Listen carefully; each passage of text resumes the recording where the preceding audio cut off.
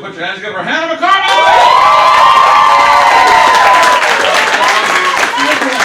Thank you. Thanks, everyone.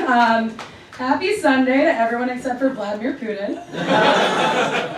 Not because he's evil or anything, which he is, but it's already Monday over there, so.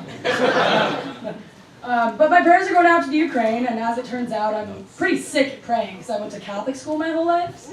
And everyone there was just like me. From a nice, Jesus-loving white family, with a dog running around the backyard, and a closeted gay dad screwing twins on the weekend. I'm kidding, he's into muscle bears. I'm proud of my dad for coming out, I really am. I can't imagine how hard that must have been for him. After 20 years telling my brother and I that our gaydar has been completely off. But what a way to teach your kids not to lie, right? Like, listen kids, one time I lied, and I got so caught up in that lie, that you both exist now. I still love my dad the same, of course I do, he's my dad. Just now he's got others calling him daddy too. It has been an adjustment though, that's for sure. Like now I've had to come to accept that my dad has a bigger collection of dick pics than I do. I don't know that one for sure, but I only have one on my phone, so I'm just guessing, and he's in it. It's not his dick, it's a photo of us with Donald Trump. Did I mention my dad's a Republican too? I was just a really big fan of The Apprentice. But in my heart, I'm still a nice Catholic schoolgirl.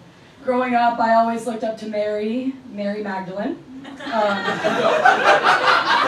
If you don't know who that is, the Bible called her a prostitute. But I always like to think of her as more of an entrepreneur, you know, a real girl boss for her time. So what if she didn't give birth to Jesus like that other Mary? I'm sure she hit that. That's gotta count for something. She's just in bed yelling like, Jesus Christ, and he's like, hey, that's me. But I don't agree with everything the church has to say. For one, I think that priests should be allowed to have sex. We all know most of them are having it anyway. The homilies would be way more interesting if they could just talk about it. Church would be a lot more like going to brunch with my girls. Listening to Father Kevin talk about getting dicked down on a Sunday morning over a meal of bread and wine. Hallelujah, Father Kevin. Sign me up. But that actually does sound a lot more exciting than most of the brunches I go to, though. Because not only was my school Catholic, it was all girls. So we're a pack of what you call late bloomers. Yeah. The most action we saw in high school was when one of our classmates would finger blast herself underneath her skirt. And that happened in religion class. But now that I think back on it, I can't say I blame the girl, because getting nailed on a cross does sound pretty kinky. And then I went to college, and every girl on my floor was Jewish, so it was automatically the diverse college experience I had always dreamed of. But it was also terrifying, because here they were swapping stories about giving blowjobs at bar mitzvahs.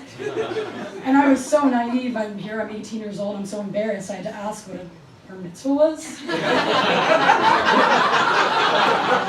And if anyone here knows what a blowjob is, I still have some questions on that. I could have a chat after the show. So on the first day, there were orientations for all the various religious groups on campus, and everyone I had just met was going to the Jewish one. And I was the only God squatter in sight. And frankly, I was sick and tired of chilling with those prudes. And now I also knew that a bar mitzvah was just a banger where everyone grinded to Kesha, so I was pretty much ready to convert. So I did the rational thing, and I just packed up my 16 years of Catholic education and jumped aboard the Jew train. Not that kind of train.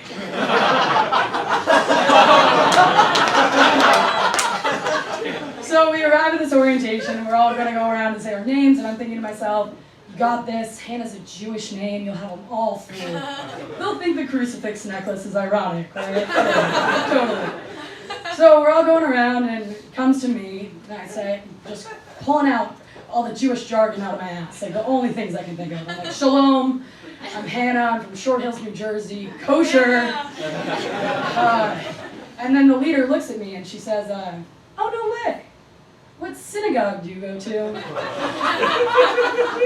And just like that, my cover was blown. But what could I do? I couldn't back out now, I was in too deep. And if there's anything I learned from my dad, it's how to live a lie. Thank you.